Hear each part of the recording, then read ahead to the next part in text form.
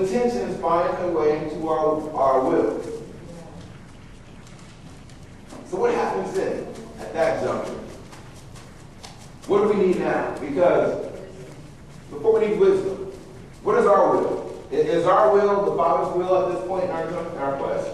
We all have our own will. Over years of experience in life, we develop our own will. We know what we want in our life. We know what we want to do. We know the role that we want the Father to play in.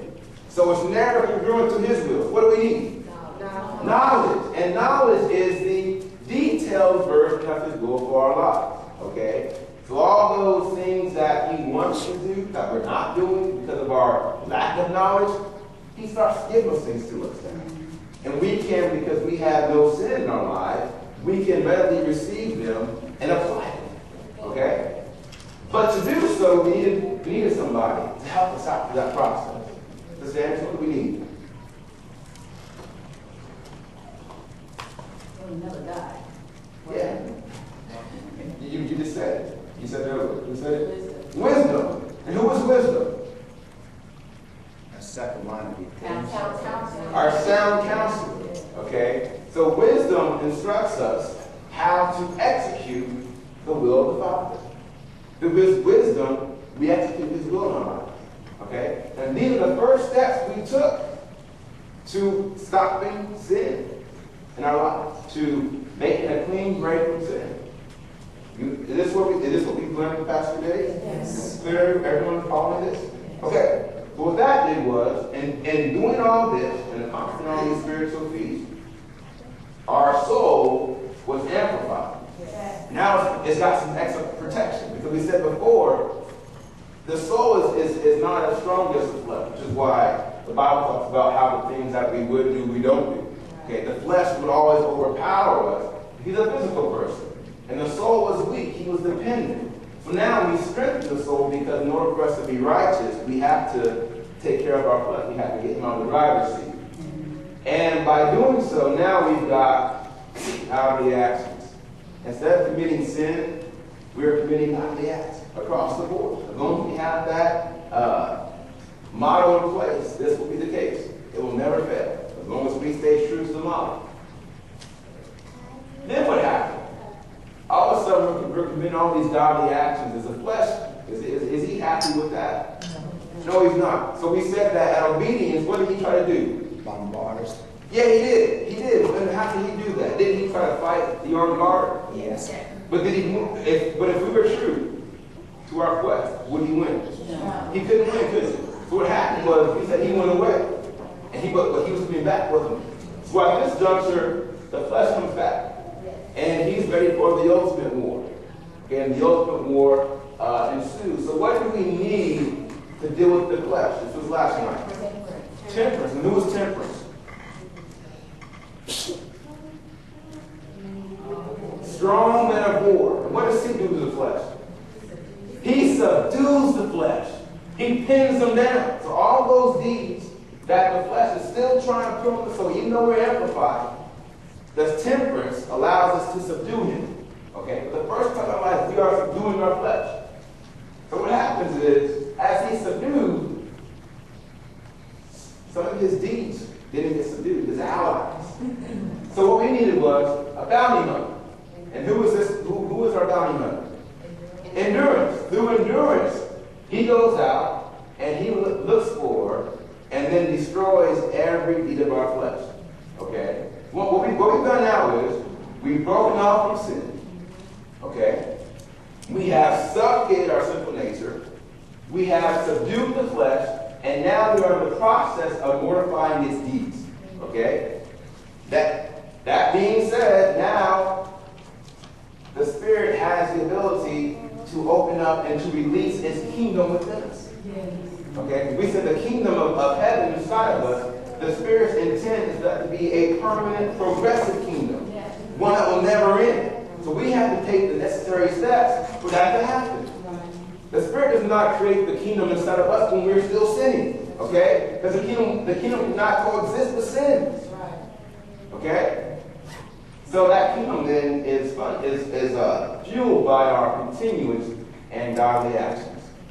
Okay? So that's where we're at today. So, and what all of us lessons we've learned so far have been really, we've exerted a lot of energy trying to understand how we break off from sin and get to this point. And it's been mostly maybe a difficult sin until this time. But today things things turn on a positive note. Today is a more cheerful day, if you will. So let's begin with today. So joy. It is. It's a more cheerful day. We're talking about joy. Unspeakable and full of glory. Who has the mic? Can you read this for me?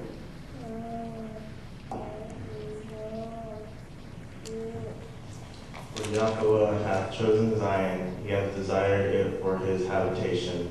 I will abundantly bless her provision. I will satisfy her poor with bread. I will also clothe her priests with salvation, and her saints shall shout aloud for joy. Shall shout aloud for joy. Okay? So shout aloud for joy. I'm not at this particular position in my quest for holiness, but I think my family can attest to my frequent shouts aloud for joy, or shouting aloud for joy. Yeah. When you got joy, you're not a quiet individual. And if you are quiet, you make a transition here. Okay? And we'll talk about that in this lesson. So, Pastor Anderson, I want to show you what your people have learned. People are pointing at each other. Who's going to do it? Taryn's going to do it. Taryn's going to do it. All right. Faith. I'm going to go, Taryn. No, I'm helping you out here. I switched it to now where it's level, step, level, step. But proceed to go ahead and say all of that level. We can do that really quickly. Go ahead. Faith, virtue, knowledge, temperance, patience, and love, godliness, kindness, and love. Very good. All right. So those are the 9 levels of holiness. Now, we said the levels of holiness are the primary objective. They're what we are learning and being holy. But then there were also 7 intervals. And those were how we demonstrated what we learned. They are how we make vertical progress. And we liken that to our standard education process. You go through first grade, okay, you learn the material, but you don't go to second grade right away. You have to take the test. And those tests prove that you have mastered the material. Well, same with holiness. You get the level of faith. You learn all the ways of faith. You learn how to hope, how to have trust and reliance. But then you have to demonstrate it. And how do you demonstrate faith? Obedience. Yeah. Our children have faith in us as parents. You know why? Because they obey us. They didn't have faith in us, they wouldn't obey us. Yeah. That led us to Terrence and virtue. So how do we demonstrate virtue? Through godly fear, which leads us to knowledge, and we demonstrate it through wisdom, which led us to temperance, which we demonstrate that through endurance. Very good. Which leads us to patience, and then to godliness, to kindness, and love. How do you think we get from patience to godliness? It's joy. It's joy. And within joy is that hidden level. Okay, so we're going to discuss that today. And you'll see why we call it hidden level. But notice the difference, the gap between patience and godliness. We're going to go over that in the next lesson. It's our pursuit, our quest changes a little bit. Okay? How we travel from faith to patience will not be the same way we travel from patience to malice love. It's going to change a little bit. So this is essentially how we view holiness in a line-upon-line, precept-upon-precept approach. Okay, let's talk about joy, the importance of joy. It's one of the most popular degrees of holiness, so that creates a symbolic pursuit of joy. How many of you want to have joy today? Yeah. Some folks I say, I struggle with faith, or I struggle, you look at the other ones like, it might be a little difficult. But joy is something that we want joy. We do want joy. Okay? It's found in the scriptures 209 times, and it's supposed to be in the book of